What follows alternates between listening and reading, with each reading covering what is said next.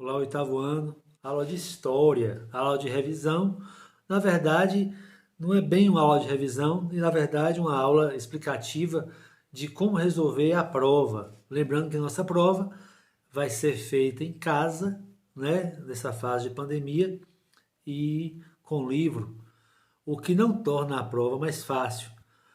Eu quero deixar aqui uma dica para vocês. Quando for responder a prova, e as perguntas, elas vão estar solicitando o seu entendimento do assunto. O que você entendeu de tal tema. Então, não transcreva igual está no livro para a prova, não. Isso faz com que sua nota não seja muito boa. Entendeu? Pegue o conteúdo, leia e coloque o seu entendimento na questão, se assim ela pedir. Tá? Tema da prova, estou aqui com o livro aberto, né? Primeiro reinado e período regencial. Só para a gente ter uma noção, eu vou pedir a vocês que revejam as aulas passadas, tá ok? Olhem as aulas passadas direitinho, com atenção, reassista e com o livro na mão, tchau, fecha a prova. Vamos só lembrar o seguinte, todos nós sabemos que Dom Pedro I, lá atrás, ele no dia 7 de setembro, né, de 1822, ele levantou a espada, independência ou morte. Mas nós sabemos que só foi no dia 2 de julho de 1823 que a última tropa portuguesa foi expulsa do Brasil na Bahia. Por isso que na Bahia comemora-se o 2 de julho, feriado chamado Independência da Bahia, porque foi a data em que os portugueses foram expulsos do Brasil, quase um ano depois. Muita guerra, muita confusão, muita história mal contada, né?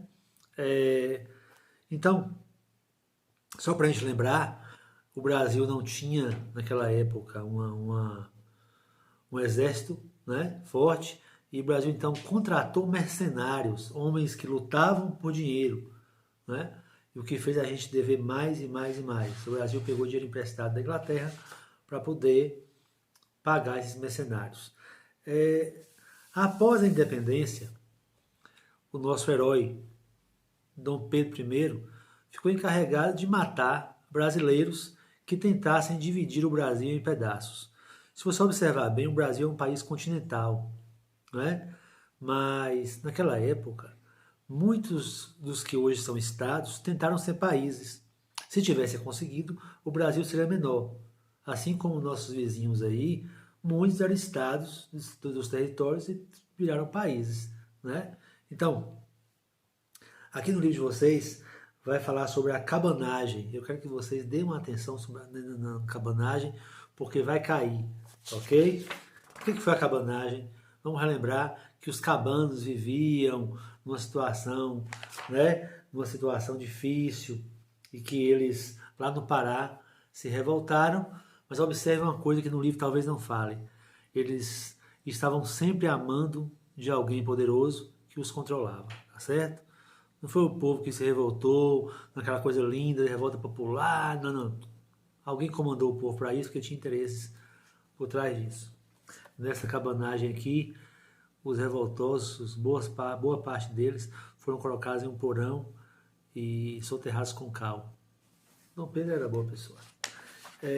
Continuando aqui, revoltas no Ceará, revoltas no Piauí, dê uma observada também que vai cair e assistam os vídeos passados, ok? Província Cisplatina. A Cisplatina é onde é hoje o Uruguai. Era um território anexado por Dom João VI, que a Argentina queria, que o Brasil queria. Era um estado do Brasil, uma província do Brasil, que não falava português, falava espanhol, outra tradição, outra cultura. E aí, na briga de Brasil e Argentina pelo território, o Brasil resolveu deixar para lá, a Argentina também, porque os custos da guerra estavam muito altos e o Brasil já estava devendo demais. Então, virou um país independente, certo? O livro de vocês também fala sobre a Confederação do Equador. Foi quando os países, quando os estados do Nordeste resolveram se tornar um país, né? Aí vai falar sobre Cipriano Barata, Frei Caneca. Esse Frei Caneca, inclusive, tem uma história interessante. Dom Pedro manda o exército lá para cima, aqui para o Nordeste, E aí, fora a Bahia, todos os estados queriam se tornar países, né? E aí o Frei Caneca é condenado à morte. E quando ele está prestes a morrer fuzilado, a história conta que nenhum policial queria dar o primeiro tiro, porque matar padre, vai que não vai para o céu, esse negócio de céu, que não vai, coisa e tal. A ordem do comandante foi: atirem todos de uma vez. Dizia ele que nem Deus ia saber de onde veio a primeira bala. E o Frei morreu todo furado, fuzilado, porque esse Frei lutava junto com os revoltosos por fazer um Nordeste independente. Também não deu certo. Então, com muita repressão, muita morte de pessoas da terra, o filho da terra portuguesa, Dom Pedro I, se estabeleceu como rei do Brasil, né? E autoritariamente. Por quê? Olha, lembra que falamos um dia sobre os três poderes, executivo, legislativo, judiciário, que até hoje existe? Naquela época, existia o poder moderador, que era o poder de Dom Pedro I. Ele estava acima de todas as leis, ele podia modificar todas as leis, modificar a ordem, assim como ele quisesse, bem quisesse. Quer dizer, na verdade, existia um poder executivo, legislativo e judiciário, mas Dom Pedro escolhia deputados, escolhia senadores, escolhia prefeitos, escolhia governadores. Dom Pedro mudava a lei de um dia para o outro, como ele queria, porque ele mandava, certo? Agora, tem uma parte da história que ninguém fala. Quando o pai de Dom Pedro morre lá em Portugal, ele era o filho mais velho. E deixa eu contar uma coisa para vocês, como é que funciona a sucessão de trono. Se eu for o filho mais velho da minha família, eu vou ser o rei. Caso eu morra, não é o meu irmão que vai assumir o trono. Pela lei portuguesa, quem assumiu o trono é meu filho, certo? E quem assumiria o trono de Portugal? A filha de Dom Pedro, de 7 anos de idade, que estava em Portugal. Então, Dom Pedro aqui tinha uma regra, ela tinha que estar casada. Dom Pedro casa a filha com seu tio, com o tio dela, o irmão de Dom Pedro. Quer dizer, o irmão de Dom Pedro, Dom Miguel, ia casar com a filha de Dom Pedro para assumir o trono lá em Portugal. Só que quando Dom Pedro percebeu que Dom Miguel ia ser dono de Portugal, ele deixa o Brasil, as formigas, os mosquitos, a coisa toda do Brasil aqui, vai a Portugal. E lá ele faz guerra com o irmão, vence o irmão e assume o trono de Portugal e morre de tuberculose logo depois. Certo? Ele deixa no Brasil seu filho, como vocês já viram nos vídeos passados, Dom Pedro II. Como era muito criança, quem vai tomar conta do Brasil? Os regentes. E o Brasil passa a ser controlado por homens chamados regentes. E aí vem as revoltas regenciais que vai cair na prova.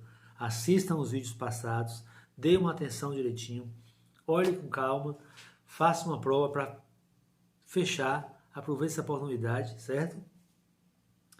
Estude com paciência, responda a prova com consciência, responsabilidade, viu? Teve gente aí que foi mal na prova, eu não vou falar o nome aqui, mas foi mal na prova, né? Então é impossível perder na prova dessa, tá? Então, fique com Deus, que essa fase passe logo, que a gente possa estar juntos o mais rápido possível. Um abraço no coração, até mais.